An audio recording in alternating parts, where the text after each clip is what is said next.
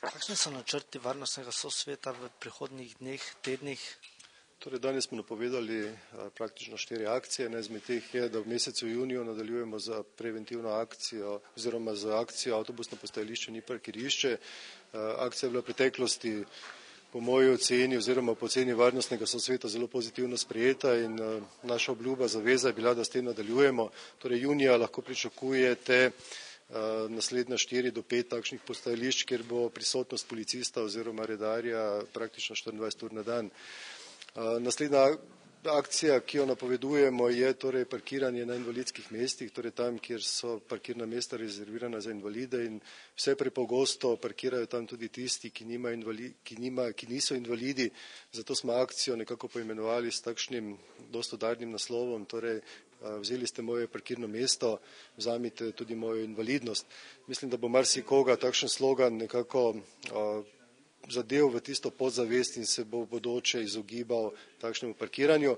Te akcije seveda ne bojo izvajali policisti oziroma redarji, oni že tako sankcionirajo torej vse te prekrškarje na invalidskih mestih, vendar smo tu v sodelovanju s srednjo prometno šolo, bodo prav tako v mesecu juniju torej delili te opozorilne listke.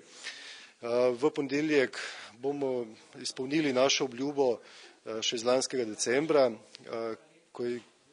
takrat je bil natečaj po osnovnih šolah likovni oziroma literarni na temo Prazniki brez petard in pa Droga ubija. 4 šole, ki so se odzvale na ta natečaj, bojo s ponedeljkom nagrajene in sicer 120 učencev teh 4 osnovnih šol, mariborskih osnovnih šol, peljemo v Ljubljano na ogled parlamenta, kjer jih bo sprejel poslanec gospod Matevž Frangež in pa potem ogled živalskega vrta in mislim, da bodo učencem ostali takšni lepi spomini na ta dan oziroma sodelovanje v akciji. Istočasno pa želimo tudi spodbuditi torej večjo udeležbo tudi ostalih osnovnih šol po Mariboru pri sodelovanju v akciji, torej, ki bo v letošnjem letu. Napovedali smo pa tudi to, da se je začela obnova stopnišča na Lentu, gre za 30 do 35 stopnic, ki jih Nigrad v tem času ravno zaključuje in pa v dogovoru s srednjo gradbeno šolo bodo potem tudi pleskarska dela oziroma upravljena, tako da bi dejansko ta del Lenta dobil eno lepšo podobo, kot jo ima danes. Kaj pa menite o dogodkih na nogometni tekmi? Kakšno vlogo bo tukaj odigral varnostni sosvet? Torej, jaz sem že napovedal, da takoj, ko bodo znani vsi relevantni podatki, tako strani policije, varnostne službe, tudi mestne redarske službe, ki je bila ta dan zelo prisotna, predvsem v okolici stadiona, glede mirujočega prometa, bom sklical izredno sejo varnostnega sosveta.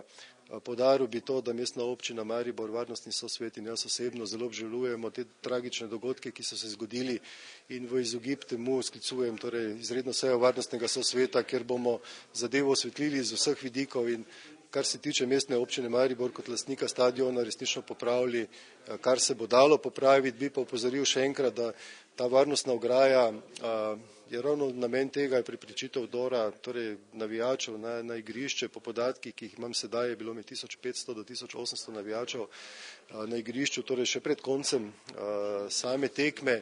Predvideno je bilo, da se ob koncu tekme odprejo vrata, torej da bi se omogočilo tisti neposredni stik med navijači in igralci, torej ob slavju, ko je NK Maribor postal praktično državni prvak.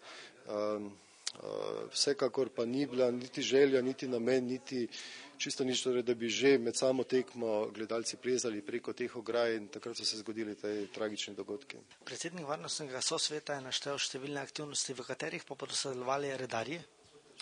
Vsekakor bomo redarji sodelovali v vseh aktivnostih oziroma vseh preventivno-represivnih akcijah, kar zadeva cestni promet, pa tudi kar zadeva varstvo javnega reda in miru.